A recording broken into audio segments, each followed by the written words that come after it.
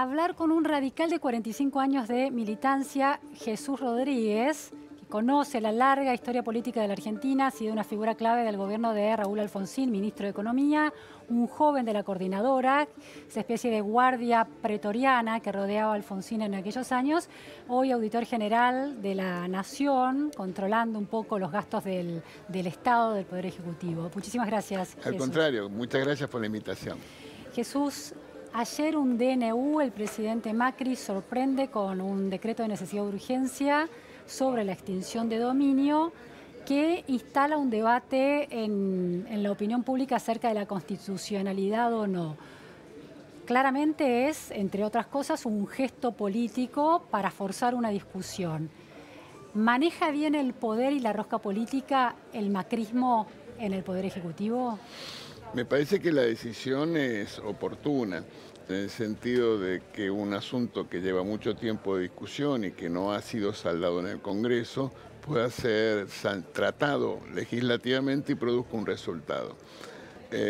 La pretensión de que no es constitucional porque ignora al Congreso es una discusión un poco traída de los pelos, porque en última instancia el Congreso tiene que actuar, debe opinar, debe involucrarse porque por aprobación o rechazarlo, pero no puede desentenderse. En consecuencia, la participación del Congreso está dada. Me parece lo más importante lo que ha señalado, en el sentido de que compele, induce, genera condiciones para que el resto de los actores políticos, en este caso concreto el justicialismo, tome una decisión y produzca una sanción, que es la manera que se hace en la democracia, opción y participación de los actores institucionales correspondientes. Pero digo, la segunda parte de la pregunta era ¿cómo juega el juego del poder? Cambiemos, el macrismo específicamente, ocupando la centralidad del Poder Ejecutivo, según la mirada de un radical, porque en definitiva al radicalismo se le reprocha una cierta incapacidad para moverse con efectividad en el poder una vez que fue poder. Bueno, vamos a la primera parte de tu pregunta. Estamos hablando de una coalición que está en el gobierno, integrada por 3 fuerzas políticas, el radicalismo es una de ellas. En esa coalición el radicalismo tiene una responsabilidad importantísima, cuál es la de los 2 titulares de los bloques parlamentarios, sí, el diputado Negri y el senador Naidenov. En consecuencia, hay esa presencia y esa acción política concertada entre los 2 poderes. Si la pregunta es, ¿un radical está satisfecho con el funcionamiento y la dinámica de la coalición? Uno debería decir que no. ¿Que no por qué? Porque en nuestra perspectiva es necesario dar un salto cualitativo y ese es el esfuerzo que estamos haciendo con las miras puestas en la próxima elección. Un salto cualitativo en términos del funcionamiento, de la dinámica, del desarrollo, de la acción de la coalición, donde las vigas maestras, los grandes temas, sean motivos de acuerdo y de coincidencia y que en todo caso la instrumentación sea accesorio en función de quiénes son los responsables, que el presidente, que recordémoslo, la presidencia no es un condominio, es una persona sola la que decide y que tiene la responsabilidad constitucional de gobernar, y eso le corresponde al presidente, pero el tema de las acciones y las líneas maestras es una discusión de otra naturaleza. Ahora, desde la distancia de no estar dentro del Poder Ejecutivo, un radical que estuvo alguna vez en el Poder Ejecutivo, ¿cómo ve el juego del poder de un presidente no peronista que gobierna en minoría? Bueno, a mí me parece fundamental este dato. El presidente Macri, cuando el 10 de diciembre de este año termine su primer mandato, será el primer presidente no justicialista que desde el año 1928, hace casi 100 años, concluye su mandato. Bien. Porotos para Macri, entonces. Absolutamente, para Macri, para la coalición Cambiemos y para los argentinos que entendieron que este era un paso adelante que debía darse. Segundo, que haya habido decisiones políticas severas, complejas, que el Congreso aprobó, me parece que también es un punto para el funcionamiento de la coalición. ¿Y no es un punto para la oposición que maduró? También. Al mismo tiempo esa oposición es diversa, compleja, contradictoria, con luces y con sombras. Pero al mismo tiempo hay decisiones del propio gobierno que, visto desde un lugar como el que se señala, de que uno no está en el gobierno ni en el Congreso, me llama la atención. Por ejemplo, hoy el diario La Nación, una nota firmada por una muy respetable periodista, Maya Jastrzębski, habla de una decisión que habría tomado el Poder Ejecutivo en relación a la nominación de cargos en la Cámara Nacional Electoral. Como es el diario La Nación y como es Maya Jastrzębski, yo debo creer que es razonable, que eso es razonablemente cierta la información, pero me llama muchísimo la atención. ¿Qué es lo que le llama la atención? Que haya parecido como una nominación de un candidato a integrar la Cámara Nacional Electoral, que está integrado por 3, pero hay una vacante, entonces se debe designar una persona, y que no se haya elegido a quien ganó el concurso. Ah, entiendo. El Consejo la suerte de elección a dedo. Claro, el Consejo de la Magistratura seleccionó en un concurso de una serie de postulantes a una persona que es una abogada del foro, la secretaria de la Cámara, y que ganó el concurso. Y pareciera que no va a ser así. Entonces me pregunto, ¿qué razón hay para hacerle un bypass, una diagonal a lo que la lógica indica que debe ser realizado?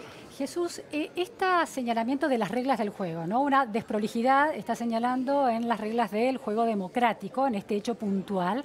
Algunos lo señalan. No, sí, en caso que se produjera, diría un error. Bueno, un error. Inquietante, quizás, porque no se respeta una regla. Ayer en el caso... No se está violando una norma, hay que aclararlo. Porque puede optar el presidente en seleccionar de una terna. Pero sería mejor que fuera la persona elegida por concurso. En el caso del DNU hay muchas críticas de que no es un decreto de necesidad, no había una situación de necesidad de urgencia. Hay muchos puntos de quienes critican. El radicalismo, de alguna manera, se ha quedado con un rol de árbitro y de auditor de las reglas institucionales de la democracia y alcanza con ese rol para influir en los destinos de la nación. El radicalismo es una fuerza política que administra más de 500 intendencias de la Argentina. De hecho, más de la mitad de las ciudades capitales de provincias son administradas por intendentes surgidos de la fila de Unión Cívica Radical. Gobierna 3 provincias, es vicegobernador de 2 provincias adicionalmente. En términos nacionales. Bueno, tiene el mayor contingente de legisladores nacionales de la coalición Cambiemos. Se trata de una fuerza política con presencia institucional y relevancia en términos de implantación territorial. ¿No fue devorada por Cambiemos de alguna manera? ¿No quedó devorada? Formamos parte de Cambiemos, somos fundadores de Cambiemos. Cambiemos es una coalición que... Vale la pena decir que el último presidente constitucional que fue elegido por una sola fuerza política fue el presidente Alfonsín hace casi 40 años. De ahí para aquí son todas coaliciones las que son elegidas en las elecciones. Y nosotros creemos en las coaliciones porque es el tiempo que nos toca vivir, que no solo pasa en Argentina, sino en todos los países de la región. Piensa en Uruguay, piensa en Chile, piensa en Brasil. Son coaliciones de gobierno las que es futuro. El radicalismo integra esa coalición. Queremos que siga existiendo, apostamos al próximo turno presidencial de la nueva coalición Cambiemos y estoy seguro que lo vamos a lograr. ¿Qué es el poder para un radical de tantos años de militancia y participación política? Debiera ser la capacidad de transformar la sociedad, de convertir los ideales en materias concretas. Eso para un radical. Y para un peronista, porque los conoces mucho también. Yo pienso que a veces en promedio, un peronista ejerce disfrutando el poder. En el sentido de, tal vez por el origen político, un destacadísimo cientista político, Angelo Panebianco, decía que los partidos políticos tienen a lo largo de la historia el sello indeleble de sus fundadores. Y entonces en el caso del peronismo, creo yo, que el tema de surgido desde el poder a partir de un funcionario que era coronel del ejército, acostumbrado a mandar, le dio un perfil al funcionamiento del peronismo que no necesariamente es compartido por otros, en este caso los radicales. ¿Y Cambiemos? ¿Qué es el poder para Cambiemos o para Macri? Para Macri. Dar vuelta a la página de la historia del populismo. Ajá.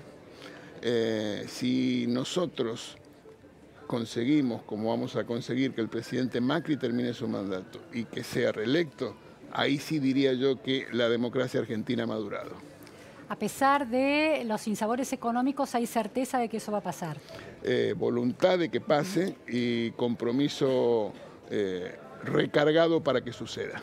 A un militante de la racionalidad política, como es un radical, reformista, laicista, ¿cómo le suena que una expresidente como Cristina Fernández de Kirchner siga teniendo el 30% de la intención de voto en Argentina? No me sorprende, no me sorprende. El peronismo siempre ha tenido esa presencia institucional. En todo caso, sí me sorprende o me preocupa o me alarma la tesis política que esa fuerza sustenta o propone. ¿Cuál es? Y bueno, decir que hay que reformar la Constitución, porque el equilibrio y el Montesquieu y el equilibrio entre los poderes, la división de los poderes, es algo de hace 200 años que no tiene que seguir existiendo. O sostener de que hoy se quedaron a mitad de camino y están un poco arrepentidos en términos de la disputa con el poder mediático, como se dice. Cuando uno escucha ese punto de vista, le preocupa que haya una regresión populista, una vuelta al pasado que le haría muy mal a la Argentina. Sí, además no está sostenida solo por el cristianismo, sino que hay un 30% que está dispuesto a votar esa idea, ¿no? Sí, pero bueno, es lo que hay una fracción de la sociedad que descree de la importancia de determinados valores y creencias. Y bueno, es lo que tenemos y es lo que... Por eso la política, como decía el presidente Alfonsín, también es docencia. Y entonces hay que explicar. Si usted me preguntara, bueno, ¿cómo el radical debiera pararse en este momento? Yo diría que tiene que recurrir a las 3 E. Escuchar, entender y explicar de por qué es necesario un nuevo turno de Cambiemos en la Argentina. ¿Cuánta responsabilidad tiene el gobierno de Alfonsín y los fracasos y deudas que dejó en términos económicos, por ejemplo, en esa especie de bola de nieve de la democracia que en lugar de corregir problemas como la pobreza, los reprodujo? Bueno, mire, un famosísimo cientista político, Bobbio, hablaba de las promesas incumplidas de la democracia. Está claro que la democracia tiene deudas en la Argentina y en todo el mundo. La democracia es un sistema para seleccionar autoridades y un modo de convivencia pacífica entre los ciudadanos. Las soluciones a las demandas de los ciudadanos pasa por el accionar de los gobernantes. Entonces, de lo que se trata es no hay que cuestionar la democracia, sino en todo caso preguntarse qué cosas se han hecho bien y cuáles no, y cómo se superan. Última pregunta. La alternancia de gobierno quedó trunca en Argentina a partir de la reforma constitucional de 1994, cuando se habilitó la reelección por un segundo mandato.